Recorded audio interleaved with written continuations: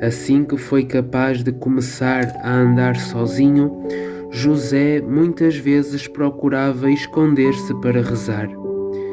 Com as suas mãozitas postas e erguidas ao céu, ele dava graças a Deus por o ter beneficiado com tantas dádivas. De vez em quando, ficava ajoelhado durante horas a fio. Era comovente ver uma criança tão pequenina nesta postura, mas seria uma maravilha ainda maior observar como o seu espírito se maravilhava na contemplação da perfeição das obras divinas. Isto era por demais evidente, mesmo exteriormente. Por exemplo, notava-se que a sua carinha corava e os seus olhos brilhavam. Muitas vezes, a sua mãe ocultava-se sem que ele desse conta, para o observar melhor. Nessas alturas, ouvia-o exclamar: Ó Deus de infinita bondade, como tendes sido tão generoso ao derramar as vossas bênçãos sobre mim, como me sinto em tão grande dívida para convosco. As suas palavras eram ainda de algum modo balbuciantes, mas vinham de um coração inflamado de amor a Deus. A mãe, ao escutá-lo, sentia o seu coração inflamado em união com o do seu filho, unidos por iguais sentimentos de amor e ação de graças. Desfazia-se assim em abundantes lágrimas de alegria por ver o seu filho tão favorecido por Deus e tão enriquecido por tantas graças divinas. Por essa altura, os pais de José contaram-lhe sobre a promessa que Deus tinha feito aos homens de enviar o Messias.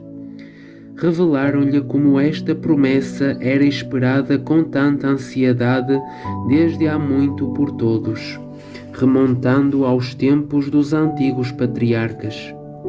O anjo de José também já lhe houvera falado desta mesma promessa num dos seus sonhos. Em resultado disso, também José ficou cheio de um forte e vivo desejo para a realização desta mesma promessa. Ele rezava e passou a suplicar a Deus que se dignasse abreviar o tempo de espera para a sua concretização. A partir deste momento, todas as suas preces passaram a ser dedicadas também a esta intenção.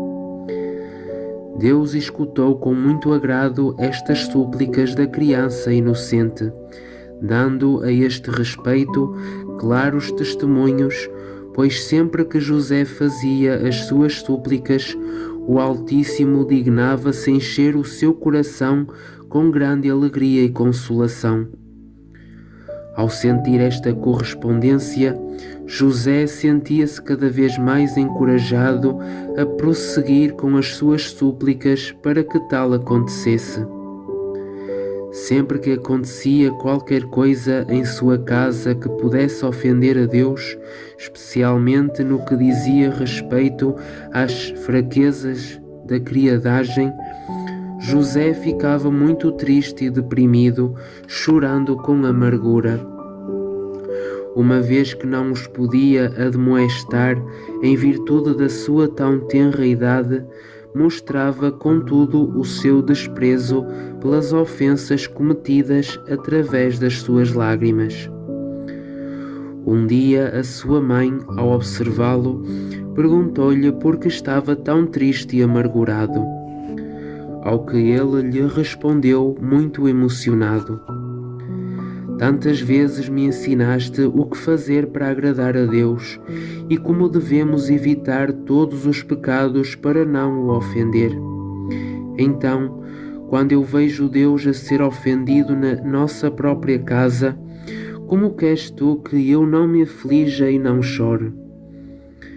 Ele disse isto à sua mãe, porque esta tantas vezes lhe tinha ensinado a evitar os pecados e também porque ela ainda não se tinha apercebido inteiramente do facto que ele tinha sido beneficiado com certas graças especiais, nomeadamente o desenvolvimento prematuro da razão e uma perfeita compreensão do que eram as ofensas cometidas contra Deus.